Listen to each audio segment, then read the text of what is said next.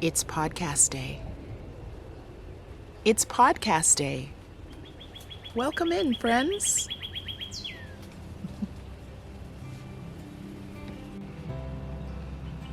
This one is outside.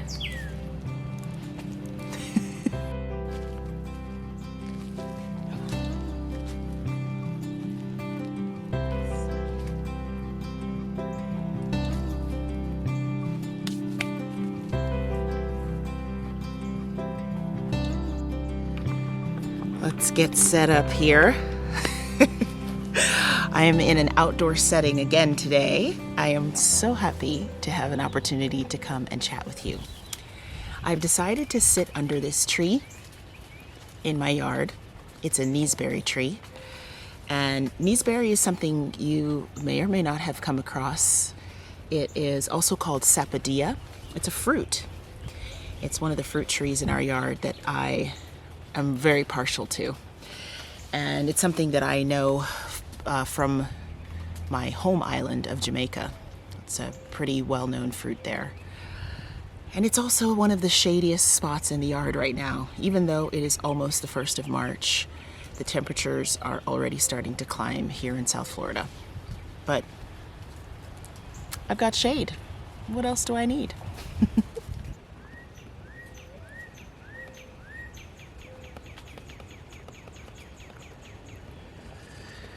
Some nice canopy there, just a canopy view so you can share this greenery with me. I had some things that I have been piling up that I wanted to process and think about for my making. If this is your first time here on this channel, I tend to talk about the things that I am making with my hands. I started this as a knitting podcast primarily, and over the years I have slowly tiptoed down many a crafting rabbit hole. And by that I mean jumped in both feet, completely cliff dived into other crafty rabbit holes. And one of those recent ones is hand sewing. So today I wanted to share with you a little bit about what I've done recently with hand sewing. In the episode just before this one, I talked a lot about a class that I took for beginner hand sewing. So feel free to check out that video after this one if you want to see how this particular bit of mojo got started. And I also ordered a book on hand sewing that arrived. I'll show you a little flip through of that. Really excited about this book. It is something that I learned about through Amy Beth of the Fat Squirrel podcast, and my friend Jenny and I were talking about how much the reasons that hand sewing can be an enjoyable craft really appeal to us. And so ordering this book was a way of kind of investing in this particular season of making.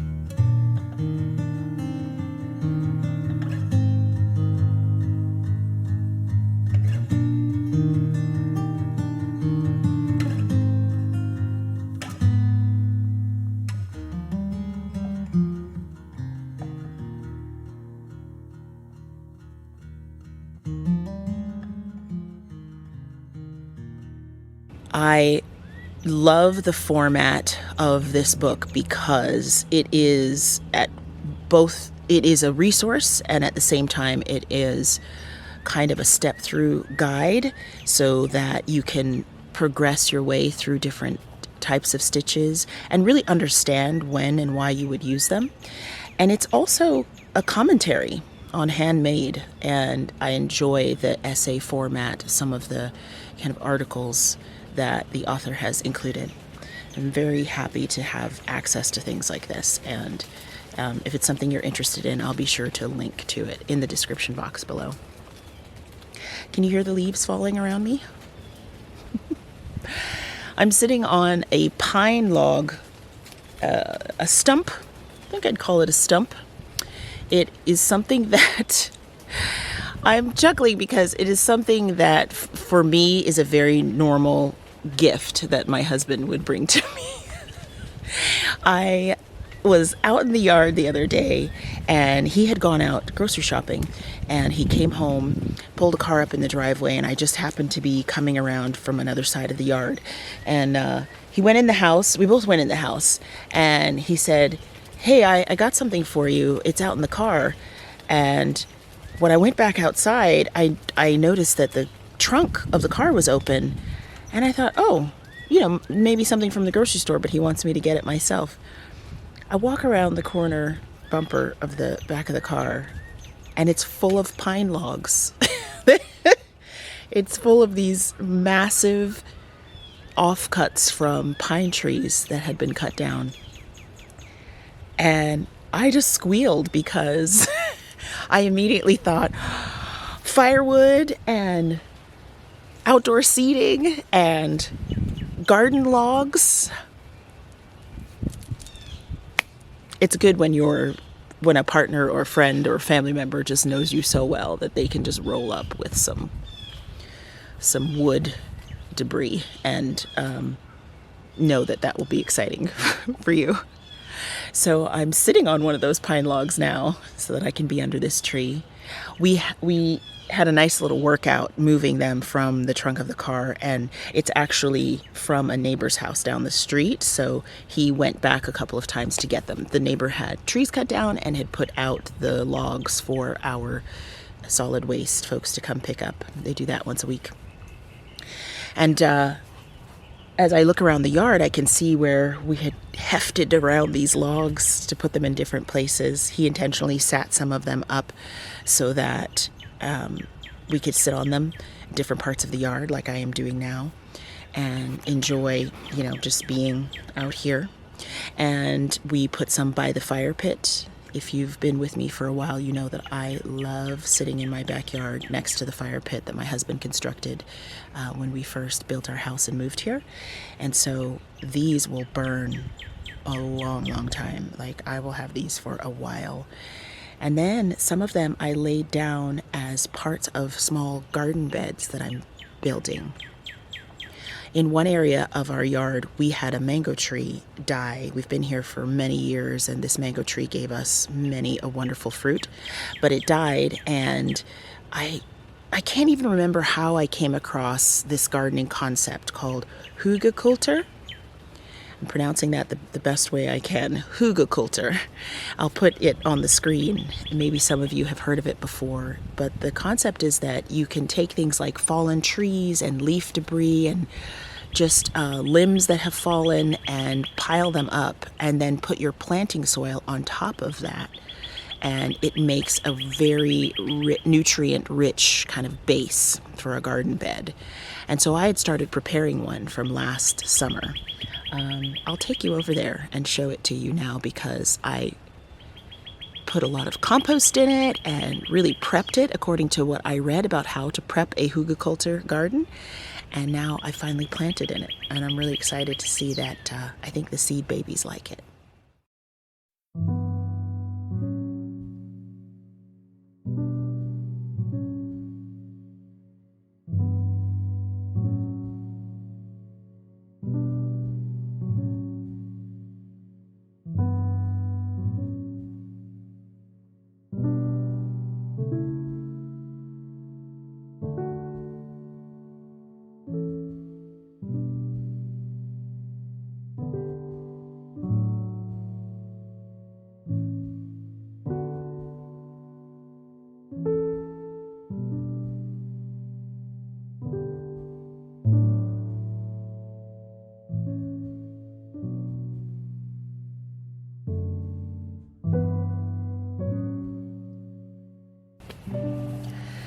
I'm very, very grateful that the little seedlings that are coming up give me some affirmation that they're good seeds and that this ground seems to be working so far, at least at the start of their journey to becoming vegetables. And I got those seeds from a library giveaway. Our local library is phenomenal, and they had basically a garden and plant day, and they were announcing different programs that they'd be having at the library for people interested in learning more about plants and in getting help and resources for gardening. And because we are in zone 10 in Florida, you know, it's a particular growing environment. I don't pretend to know everything about it, but I mean, for one thing, our summers are brutally hot at different points. So even plants that call for full sun can sometimes wither in the Florida full sun. So I was really grateful to get free seeds that I now see they have a very good germination rate. They were so helpful at the library in giving us information about what grows well in our particular zone in the month of February, specifically when we were getting seeds. So I've got radishes and red onions and beets, some lettuce, I said radishes already. I have two kinds of radishes, the red ones and some white daikon or daikon radishes. And I also got some chives and arugula and some carrots I planted. The carrots, I have had the seeds for about a year, and I just planted them this year in an area of the yard that I composted, and they've sprouted so far. I feel like anybody who does any level of gardening spends a lot of time with their fingers crossed. It's all part of it. It's all part of it. I realize that the light is going to change here and there, but that's okay. We adjust accordingly, and it's all fine. Cannot help but love being outside on a beautiful day. So let's talk a little bit more about making and sewing. One of the things that I really took away from the sewing class that I was in was just the awareness of materials. So the type of thread that you would use with a type of fabric. And I'm obsessed with linen right now. I'm obsessed with linen. I started my stitching practice on some linen. That was one of the recommended materials for the class, and I already had quite a bit in my stash. You'll come to know this about me. I tend to accumulate the idea of a craft, the wishes for the skills, and the tools to do such crafts well before I have the actual practice and technique. So my practice stash of linen is vast. Yeah. Which is great. It's great. It's fine. So learning about different types of linens, you know, lightweight, medium weight, heavyweight linen, and knowing that in my stash I have a scrap size. I'll show it to you. I found an Etsy seller out in Texas who has scrap bundles of linen. And I had a good time in that shop. I did. I had a good time in that shop a long while back. This seller has bundles of different colors and different weights of linen. This is a very lightweight linen that came in these three colors, kind of a tan, a creamy beige, and a nice light gray.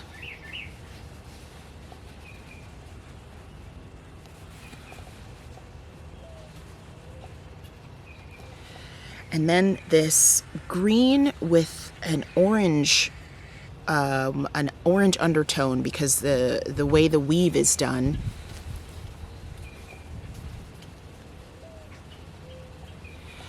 you can see in the weave that, you know, one set of threads was a teal blue-green and the other set looks to be an orange, and it just makes for a very cool effect in the fabric.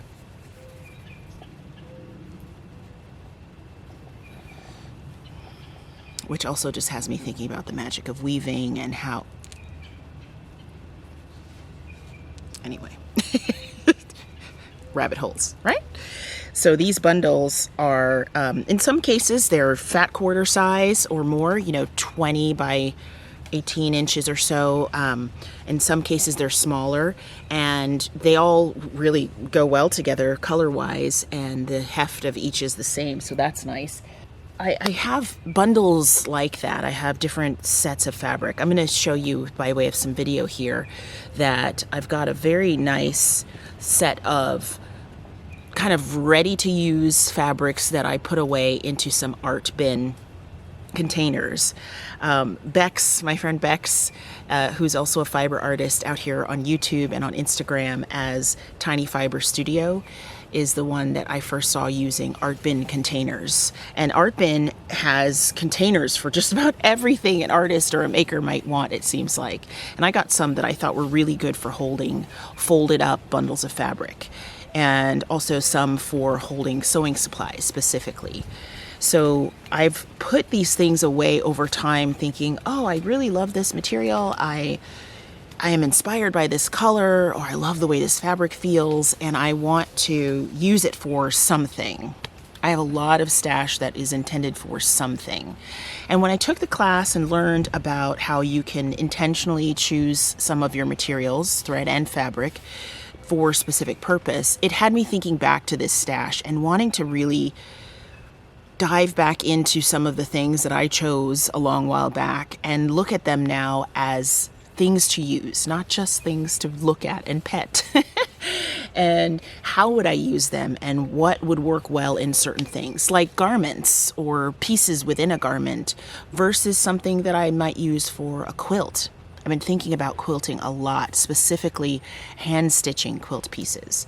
And so looking at the materials kind of reminds me of why I chose them in the first place, but now I'm looking at them with a lens for use instead of just a lens for collecting, which has its value. You know, I'm a person that believes that there is value in having things around you that just light you up at the sight of them.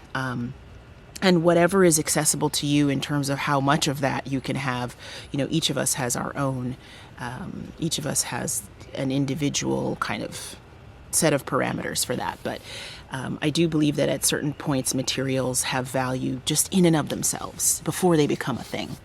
So now I'm moving into the next phase of what would I like them to become.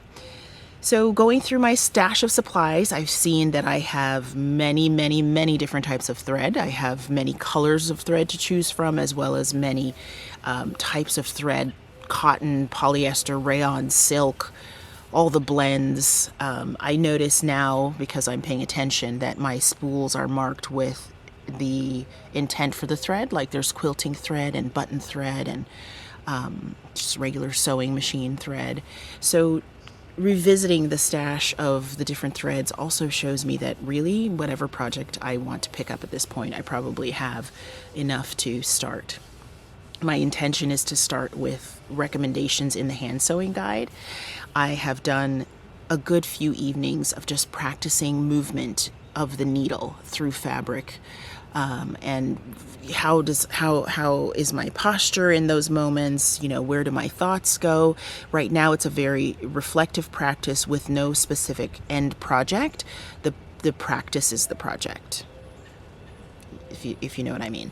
And so I did a set of stitching the other night that was just to finally get this idea I've had in my head forever out onto fabric, which is, do I really like hand quilted fabric? What if I could mimic that on a small piece to the point where I can feel it and see how it strikes me? And I do love it. I practice on some white linen with white thread. And you might think, well, you know, normally you would want to see your stitches so you could kind of assess how even they are and how well you're doing with spacing them. But I particularly stitched this white linen fabric with some white thread so that I would not obsess over getting perfect stitches every time. I just wanted to see what it was like to quilt a fabric in straight lines. You know, how comfortable am I with or without a thimble on? How does each hand kind of operate in the process? And that was a very nourishing process. And in the end, it showed me that, at least with this linen fabric and straight line quilting, I love that squish that happens when you sandwich pieces of fabric together and stitch straight lines in rows. So yeah, I can see myself now doing that on a larger piece, because at that small scale, I was already in love with it.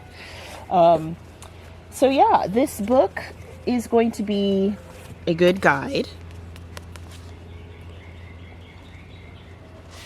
And Another book that I'm reading on the subject of making that I want to recommend to you is This Long Thread. And it's a book by Jen Hewett, who is a textile artist.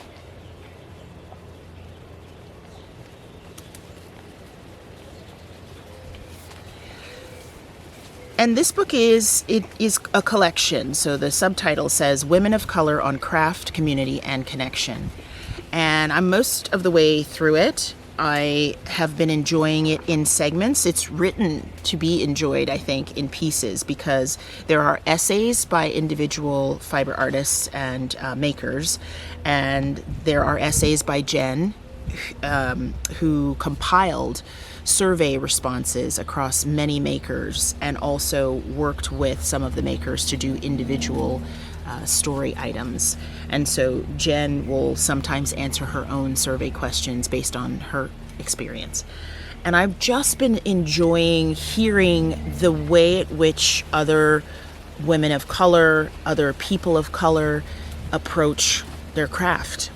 There are folks in here who consider their making to be strictly a hobby, and there are folks in here who do their fiber and fabric arts as a full-time job, and it runs the gamut. There are folks who have a mix of those things, and I just highly recommend this. And I'm going to say, maybe I don't need to, but I'm going to say I don't think this is just a book for people of color to read. I really feel like the voices in here should be heard by anyone who's interested in this topic. And I am particularly using it as a prompt for reflection on my own making. I go back and forth within myself about how much I want my craft to be work, how much I want my side hustle to be a hustle versus just an oasis and a respite of making. I have a design business. I am a knitwear designer. I do teach classes. I have an Etsy shop where I sell patterns and products. So yes, I have a creative business for sure. I also have a full-time day job and it is a full-time day job. I work in the technology field. I'm at a level in my company where it is full on every day. And I am fulfilled by that work. But it also means that my craft work is always on the side of that, and it always has to happen around that. And so I'm using this book for inspiration, of course, because learning about a lot of these artists is inspiring, but I'm also using it as a way to reflect on how do I feel about my fiber and fabric craft is the word I want to use. How do I feel about that practice? How do I feel about it as a business? You know, what resonates with me from these stories? Because sometimes I need that external processing as a way to galvanize my own thoughts. I know a good bit about why I make, but I'm still trying to connect to parts of it. And we live in a world where when you associate commerce with kind of a home hobby thing, the feelings in that can be very complicated. You know, when you attach money to your making, it can get really complicated. Anyway, I'm finding that this book is it serves that purpose. It's a very good reflective exercise for me to read these stories. They're so well told, they're so personal. I think the overarching topics that Jen has chosen and the questions that she's asked are very relevant. I hope that you'll pick up a copy or, get a copy that your friend has read and take a turn to read it. I plan to pass this one along to a friend when I'm finished with it because I really think it has angles in it that we can all appreciate.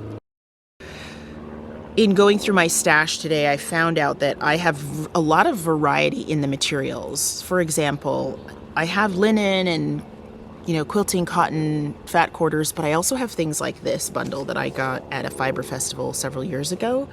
And it's a bundle of tweed fabrics. I mean, the colors alone will tell you why I picked this up.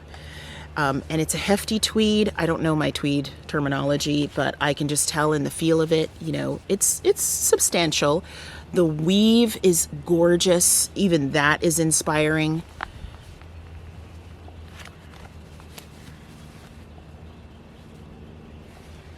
I'm intentionally not pulling the whole thing apart so I can put it away without too much trouble. But it is Donegal tweed and it is lovely. So I just thought I would ask you all, you know, how would you use scraps of tweed that are probably, you know, 20 inches square, maybe a little less? Would you put them into a piece of clothing? Would you add them into a quilt? What would you do? What would you do, sewers out there, fabric people out there? What would you do with a tweed scrap bundle? I just love looking at it right now, but every time I put my hand on it, I feel like I want to sew with this. My first thought used to always be project bags, but I gotta tell you, you can only use so many project bags at a time. Did I say that? Yeah, that was my instinct, you know, make beautiful bases to project bags because of the strength in it. But I'd love to hear other ideas if you have them, because I love to crowdsource a good plan for these. Because I fell in love with the hand stitching practice the other night, I pulled these back out, my quilt squares from 2 years ago. One of the cuckoo things about 2020 is that at the beginning of the year I signed up for a Quilt Block of the Month club with Stitchcraft, which is a fabric shop not too far from me, and got on a good run. I mean, I was quilt blocking, y'all. I was doing it, having no idea what 2020 would turn into at the time. Like, I was doing the thing. And I loved that I had a whole month to complete each one because I was brand new to this whole quilt piecing thing at the time. If you've counted, that's 4 blocks out of 12. I think I made a couple of them twice as well as a way to practice. So I pulled these out because I thought, okay, I have access to the other 8 blocks, the information for them, or at least, you know, at least several more.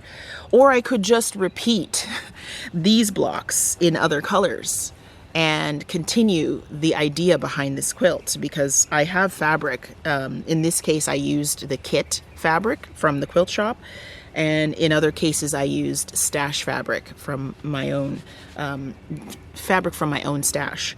And so I definitely have access to making a 12 block quilt with what I have already. And now that I've quilted fabric by hand, I'm more motivated, because now all I'm thinking about is getting these pieced together, getting them some neighbors, and hand quilting the quilt top. We shall see. I'm taking things in seasons. And I was going to share with you some of my knitting progress. I'm still working on my sweater, my Emalia sweater, but I think I'll skip that this time because we've talked a lot about sewing and good things and reflections, and I just want to give you an opportunity to converse with me and to chat about anything like this in your life. It doesn't have to be sewing, but anything where you're finding that your materials or books or conversations with friends are kind of helping you piece together your own thoughts about your making. I love the fact that this is a very lively commenting community. I appreciate that about you all, and I thank you for that. Subscribe so that you can always know when the conversation has been started again. I'd love to have you join our little community in that way. I will see you next time, my friends. I thank you for being here. Bye for now. Mwah.